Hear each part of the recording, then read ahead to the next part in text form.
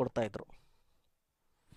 ಈ IT service ಕಂಪ್ನಿಗಳಿಗೆ ಏನು ಅನಿಸ್ತು, ಕಾಲೇಜಿಂದ ಇದನ್ನೆಲ್ಲ ಎಕ್ಸ್ಪೆಕ್ಟ್ ಮಾಡೋಕ್ಕಾಗಲ್ಲ, ನಾವು ಕಾಲೇಜ್ ಮೇಲೆ ಇದನ್ನು ಹೊರೆ ಹಾಕೋಕ್ಕಾಗಲ್ಲ, ಅವ್ರ ಭಾರ ಹಾಕೋಕ್ಕಾಗಲ್ಲ, ಕಾಲೇಜ್ ಅವ್ರಿಗೆ ಇದನ್ನೆಲ್ಲ ಹೇಳಿ ಅವರೆಲ್ಲ ಮಾಡಿಕೊಡೋದು ಲೇಟ್ ಆಗುತ್ತೆ, ಅದ್ರ ಬದಲಾಗಿ ನಾವೇ ಒಂದು ಟ್ರೈನಿಂಗ್ ಫೆಸಿಲಿಟಿ ಮಾಡಿ ಅಲ್ಲಿ ನಮ್ಗೆ ಯಾವ ರೀತಿ ಬೇಕು ಅಂತ ಟ್ರೈನಿಂಗ್ ಕೊಡೋಣ ಅಂತ ಮಾಡಿದ್ರು.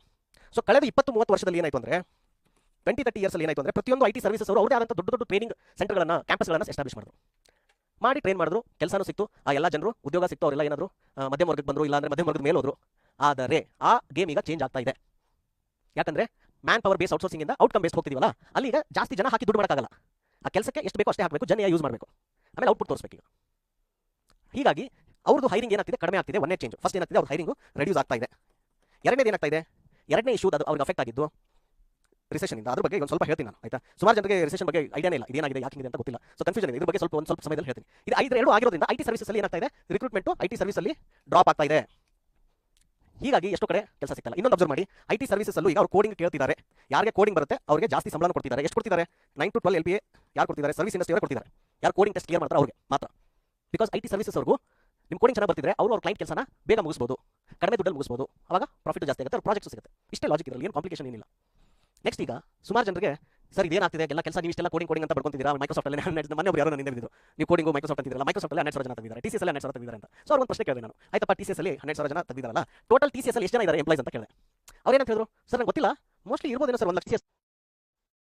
ಅಂದ್ರೆ ಮನಿ ಮ್ಯಾಟರ್ ಆಗುತ್ತೆ, ಅದಾದ್ಮೇಲೆ ವರ್ಕ್ ಮ್ಯಾಟರ್ ಆಗುತ್ತೆ, ಇಂಪ್ಯಾಕ್ಟ್ ಮ್ಯಾಟರ್ ಆಗುತ್ತೆ. So that and all is very obvious, ಆಯ್ತಾ. ಬಟ್ ಆಸ್ ಅ ಸ್ಟೂಡೆಂಟ್ ಅವರಿಗೆ ಇನಿಷಿಯಲ್ ಫಸ್ಟ್ ಮೋಟಿವೇಶನ್ ಇರೋದು ಮನಿ. ಸೆಕೆಂಡ್ ಏನಾಗುತ್ತೆ, see once you learn and master all the skills, okay, once you learn and master all the skills at that time and let's say you have good offer, then ಬರೀ ಮನಿ ಅಷ್ಟೇ matter ಆಗಲ್ಲ, ಆ impact, building things. So there is a journey through go through.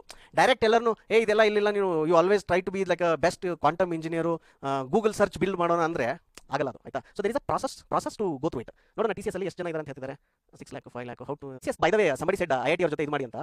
I have taken interviews at IIT, ಆಯ್ತಾ. So IIT ಅಲ್ಲೂ ಸಹಿತ when I interviewed those kids, I have seen similar issues with respect to foundational understanding, problem solving. ಇಷ್ಟೇನೋ ಅವ್ರಿಗೆ coding of course ಚೆನ್ನಾಗಿ ಬರುತ್ತೆ. ಇಲ್ಲಿ tier 2 tier 3 ಕಾಲೇಜಲ್ಲಿ coding ಇನ್ನೂ ಕಡಿಮೆ ಇರುತ್ತೆ. Will talk about that also. But let's come back to this. So 6 lakh ಅಲ್ಲಿ 2% ಎಷ್ಟಾಯಿತು? 2% 12K ಆಯಿತು, ಆಯ್ತಾ. ಮೈಕ್ರೋಸಾಫ್ಟ್ ಅಲ್ಲೂ ಸಹಿತ there are more than 2.5 lakh people.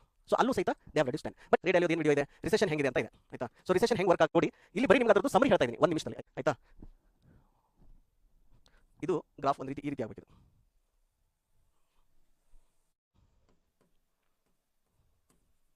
ಇದಕ್ಕೆ ಗ್ರೋತ್ ಫೇಸ್ ಅಂತಾರೆ, ಆಯ್ತಾ. ನೆಕ್ಸ್ಟು ಇಲ್ಲಿ 2 to 3 ಇಯರ್ಸು ಇದೇನಿರುತ್ತಲ್ಲ, ಇದು ರಿಸೆಷನ್ ಇರುತ್ತೆ, ಆಯ್ತಾ. ಇದಾದ್ಮೇಲೆ ಮತ್ತೆ ಅಗೇನ್ ಏನಾಗುತ್ತೆ, 8 to 10 ಇಯರ್ಸು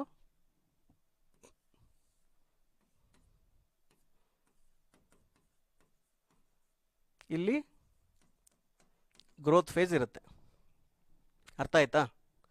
ಸೊ ಇದು ಈಗಿಂದಲ್ಲ, ಇದು ನೀವು ಲಾಸ್ಟ್ 70-80 ಇಯರ್ಸ್ ವರ್ಲ್ಡ್ ಹಿಸ್ಟ್ರಿ ತೆಗೆದು ನೋಡಿ. ಆ 70-80 ಇಯರ್ ವರ್ಲ್ಡ್ ಹಿಸ್ಟ್ರಿಯಲ್ಲಿ ಈ ಸೈಕಲ್ ಇದೇ ರೀತಿ ರಿಪೀಟ್ ಆಗ್ತಾನೆ ಇದೆ, ಪ್ರೆಡಿಕ್ಟೇಬಲ್ ವೇ ಎಲ್ಲ ಆಗ್ತಾ ಇದೆ, ಆಯ್ತಾ. ಈಗ ಈ ಗ್ರೋತ್ ಫೇಸಲ್ಲಿ ಏನಾಗುತ್ತೆ ಅಂದರೆ, ಇಲ್ಲಿ ಎಲ್ಲ ಬಿಸ್ನೆಸ್ಗಳು ಇನ್ವೆಸ್ಟ್ಮೆಂಟ್ಗಳು ಮಾಡ್ತಾರೆ, ಬಿಸ್ನೆಸ್ಗಳು ಗ್ರೋ ಆಗುತ್ತೆ. ಇಲ್ಲಿ ಏನಾಗುತ್ತೆ, ರೇಟ್ ಆಫ್ ಇಂಟ್ರೆಸ್ಟ್ ಕಡಿಮೆ ಇರುತ್ತೆ, ಬ್ಯಾಂಕ್ದು ರೇಟ್ ಆಫ್ ಇಂಟ್ರೆಸ್ಟ್ ಇದೇನಿರುತ್ತೆ ಕಡಿಮೆ ಇರುತ್ತೆ. ಸೊ ಈ ಥರ ಗ್ರೋ ಆಗುತ್ತೆ. ಗ್ರೋತ್ ಆಗಿ ಏನಾಗ್ಬಿಡುತ್ತೆ, ಹಣದುಬ್ಬರ ಅಥವಾ ಇನ್ಫ್ಲೇಷನ್ ಅಂತೀವಲ್ಲ, ಅದು ಇನ್ಫ್ಲೇಷನ್ನು ಮೇಲೆ ಹೋಗುತ್ತೆ. ಇದಾದ ಮೇಲೆ ಇನ್ಫ್ಲೇಷನ್ ತುಂಬಾ ಮೇಲೆ 8-9-10% ಹೋದ್ಮೇಲೆ ಗೌರ್ಮೆಂಟ್ ಅವ್ರು